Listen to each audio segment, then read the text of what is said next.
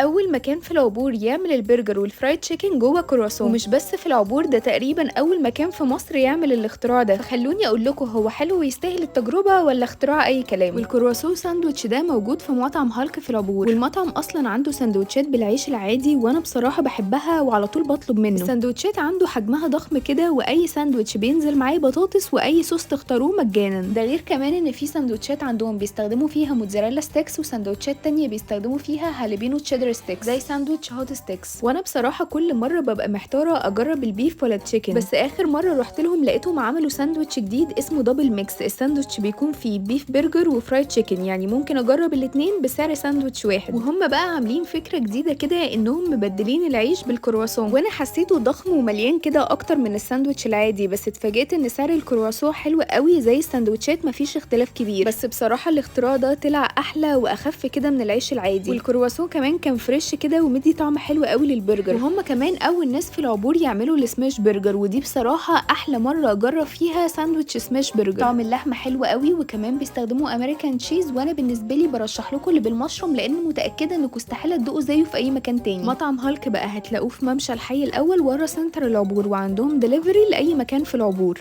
اول مكان في العبور يعمل البرجر والفرايد تشيكن جوه كرواسون، ومش بس في العبور، ده تقريبا اول مكان في مصر يعمل الاختراع ده. فخلوني اقول لكم، هو حلو ويستاهل التجربه ولا اختراع اي كلام؟ والكرواسون ساندوتش ده موجود في مطعم هالك في العبور، والمطعم اصلا عنده سندوتشات بالعيش العادي وانا بصراحه بحبها وعلى طول بطلب منه. السندوتشات عنده حجمها ضخم كده، واي ساندوتش بينزل معاه بطاطس واي صوص تختاروه مجانا. ده غير كمان ان في سندوتشات عندهم بيستخدموا فيها موتزاريلا ستيكس، وسندوتشات تانية بيستخدموا فيها هالبينو تشيدر ستيكس زي ساندوتش هوت ستيكس. وانا بصراحه كل مره ببقى محتاره اجرب البيف ولا التشيكن، بس اخر مره رحت لهم لقيتهم عملوا ساندوتش جديد اسمه دبل ميكس. الساندوتش بيكون فيه بيف برجر وفرايد تشيكن، يعني ممكن اجرب الاتنين بسعر ساندوتش واحد. وهم بقى عاملين فكره جديده كده، انهم مبدلين العيش بالكرواسون، وانا حسيته ضخم ومليان كده اكتر من الساندوتش العادي، بس اتفاجئت ان سعر الكرواسون حلو قوي زي الساندوتشات، مفيش اختلاف كبير. بس بصراحه الاختراع ده طلع احلى واخف كده من العيش العادي، والكرواسون كمان كان فريش كده ومدي طعم حلو قوي للبرجر. وهم كمان اول ناس في العبور يعملوا السماش برجر، ودي بصراحه احلى مره اجرب فيها ساندوتش سماش برجر. طعم اللحمه حلو قوي، وكمان بيستخدموا امريكان تشيز، وانا بالنسبه لي برشح لكم اللي بالمشروم، لان متاكده انكم استحاله تدوقوا زيه في اي مكان تاني. مطعم هالك بقى هتلاقوه في ممشى الحي الاول ورا سنتر العبور، وعندهم دليفري لاي مكان في العبور.